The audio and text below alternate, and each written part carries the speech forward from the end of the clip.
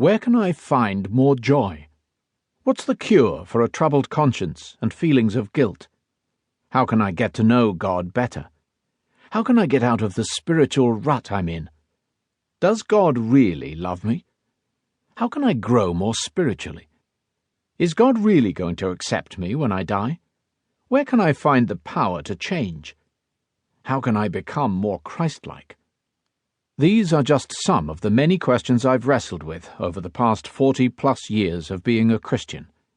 I'm not the quickest at figuring things out, but what I've begun to realize in recent years is that the answer to all these questions that have troubled me as a follower of Jesus has been right under my nose all along.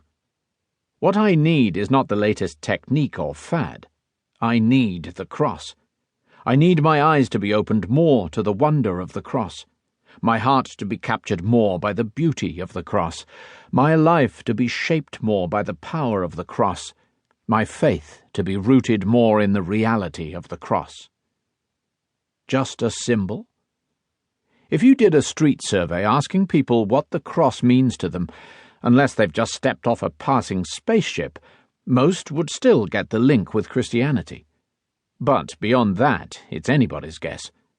For some, the cross is just the Christian equivalent of the golden arches on a McDonald's restaurant, an easily recognizable logo stuck on buildings to tell you where to find a church if you're that way inclined. For others, it's a cool design to have tattooed somewhere on your body, alongside a yin-yang or your star sign, or a lucky charm to hang round your neck, bringing good fortune and warding off any vampires who happen to be in the neighborhood. Or just a relic of a bygone age, marking the tragic end to the promising career of a great teacher. If you did the same survey with churchgoers, however, the responses would be equally varied. For some, the cross is just an example of self-sacrifice to inspire us to live better lives. For others, it is the place where God deals with what's wrong in the world, but any idea of it involving a sacrifice for sin to save us from the judgment we deserve is dismissed as primitive and immoral. Or the cross is acknowledged as part of the story, but the real action is seen as being elsewhere, at the Incarnation, Jesus being born as a human, or the resurrection, or Pentecost and the outpouring of the Spirit. Are the answers to those questions of mine really to be found in the cross? A curious logo. Nowadays, when sports clubs have an animal as part of their logo, they tend to choose ones which are impressive and intimidating to the opposition: bears, bulls, tigers, lions, although in the case of Stockport County, the local soccer club in the town where I grew up, the rampaging lions on the badge haven't helped much. The team languishes in the 6th division. The same sort of thing was going on back in the 1st century when Christianity was spreading across the ancient world. Each legion in the Roman army proudly carried the symbol of the eagle. Imagine if instead they'd gone into battle holding aloft a bunny rabbit, or a mouse, or a lamb.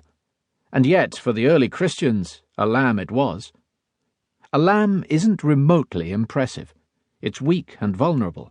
And for the Jews, who would celebrate Passover by sacrificing a lamb, it was something you killed. So when those first followers of Jesus found out that he was to be known as the Lamb of God, questions would have been asked in the marketing department. Can't we have a lion on the banner instead? But a lamb it had to be, because it is the death of Jesus that is central to the Christian message, the gospel. His death on a cross, no less, with all its associations of criminality, public shame, and divine curse. When John the Baptist saw Jesus coming towards him, he said, "Look, the Lamb of God who takes away the sin of the world." John chapter 1, verse 29. And in the last book of the Bible, Revelation, Jesus is referred to once as a lion, but no fewer than 27 times as the Lamb of God. On the throne of the universe for all eternity, there will be God and the Lamb. Revelation chapter 22, verse 1. The angels sing, "Worthy is the Lamb who was slain." Revelation chapter 5, verse 12. To keep listening to this audiobook, I've left you a link in the description so you can do it, at no cost thanks to Audible's 30-day free trial.